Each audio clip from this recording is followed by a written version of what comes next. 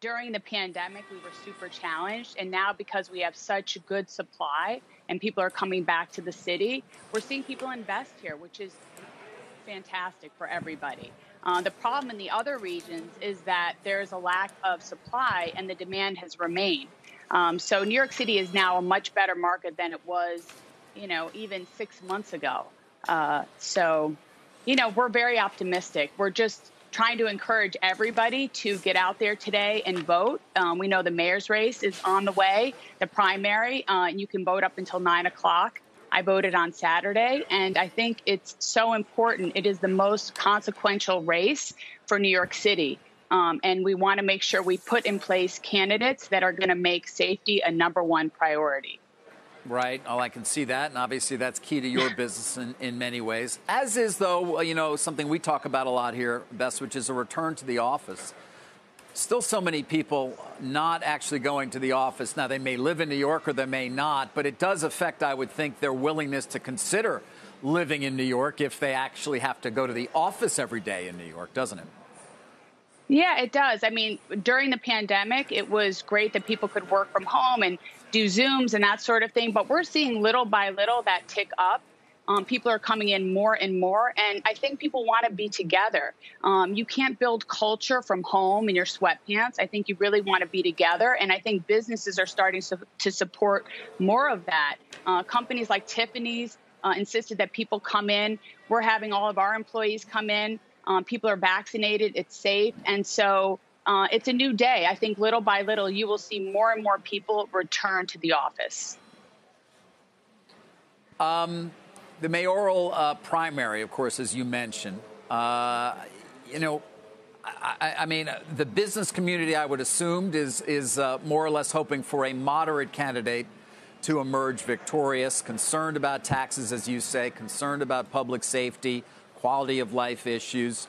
How likely do you think that is? Not necessarily naming one name, but that it will not be one of perhaps the more progressive candidates that actually wins.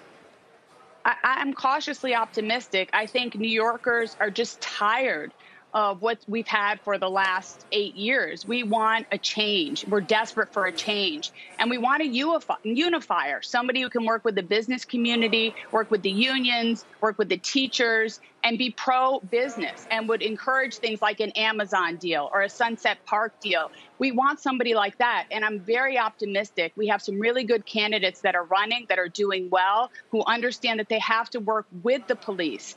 Doesn't mean they can't be critical of the police. That's important. But we want somebody who's going to bring us together and keep us safe. Remember, without safety, we get nowhere. If we don't have safety, you don't have your aunt from New Jersey coming in to see Hamilton. You don't have people riding the subways. People don't open businesses. Tourism goes down. So we need somebody who's going to support all of those things, and we can do that. So I'm counting on New Yorkers to show up today and vote. It is so important for our city.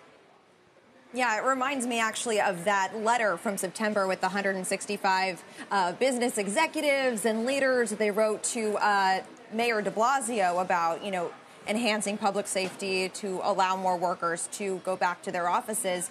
But another question I have involves tax policy, which, of course, is front and center for a lot of people who live in this city. Do you see any likelihood of a big change in one direction or another with regard to tax policy, especially after the city did receive, a decent amount of stimulus for its post-pandemic recovery? Do you get the sense that there is some momentum to change tax policy here? Yeah, I think there is. We don't want to drive people out of the city or businesses, and that's happened time and time again. So we have to have responsible tax policy that's steeped in economics, not politics. And so I hope, we were able to, there was a pied-à-terre tax that was looming. A lot of people got together and we were able to sort of stomp that out for right now. But I hope that we will be more responsible so that we can keep people investing in New York City, wanting to live here. If everybody moves to Florida, it's going to hurt our city for the long term. So we have to think, the legislators in Albany have to take that into account. They have to think about the future, not just a narrative on Twitter. And I think that's what's happened in the last decade here in New York City. Shepard Smith here. Thanks for watching CNBC on YouTube.